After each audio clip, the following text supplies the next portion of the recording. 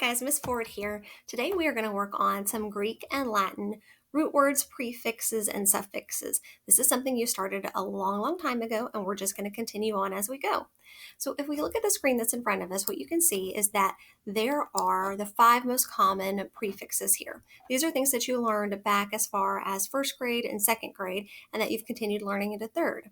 We know that when un is put in front of a root word, that it changes the meaning to mean not whatever the root word is. So in the examples, if it's unbelievable, it's not believable. If it's unusual, it's not usual.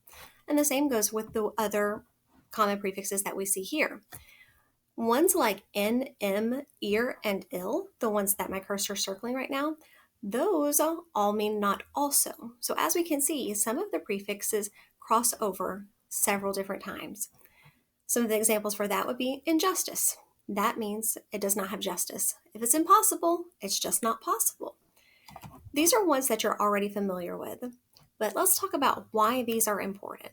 We need to be aware of prefixes, suffixes, and common root words for a lot of different reasons, mainly because they pop up in all of the books that we read, and as we want to become better readers, knowing common root words, common prefixes, and common suffixes will make it easier for us to understand what we're reading. So today we're going to try to learn a few new ones to help your vocabulary get bigger and to help you understand some additional books as you move forward and you encounter larger, more challenging words. Okay guys, so let's look at the anchor chart in front of us. While we're doing online learning, we can't have real anchor charts in front of you all the time, so we're going to give them to you digitally. The one that's in front of you gives you some new Greek and Latin root words and prefixes. So as we can see, this anchor chart shows the root at the bottom. We have the stem. The center gives us the definition of the root and then some words that would have that. So uni, like in unity, means one. Uniform. People who wear a uniform, they're doing that so that everyone can have one form. In unison is when we sing as one. A unicorn has one horn. Over on the other one, for ped, it means foot. Things like pedicure, it's when you're having something done to your feet to make them better. A pedestrian is a person who is walking on their feet. So let's take an example at the ones as we go down. Bi means two. Words like bicycle, bisect, bilingual, biweekly. Tri is 3. Triangle. Dict, like dictate, dictionary, to speak or to say. Port would be to carry. Portable, transportation, export. Tract is to pull or to drag. Graph, like photograph, autograph, or biography, is to draw or write. Meter would be like to measure something, a thermometer, or a diameter, or a pedometer. So we're going to take a moment and we're going to try to come up with some others that we can think of just off the top of our heads. Think for just a second. Okay, guys, let's start with the root word dock. When I write dock, what are some words that you can think of that would begin with that root?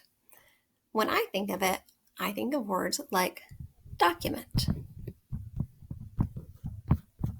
Did you come up with any other words? I would love to hear what they are. Okay, guys, let's try the root of vid or viz. These both mean to see. So when you see that, what are some words that come to your mind? If you're thinking words like video or visualize or just visual, all of these are words that often come to mind. Are there any others that you know of or that you're finding as you're reading? We're going to keep practicing on some others. Okay, guys, what about the word graph? You create graphs all the time in math, but this kind of graph really means to write. So if we're talking about an autograph, it's when someone has written their own signature. Or words like biography. In this case, graph falls in the middle, but it means someone is writing their own story about themselves.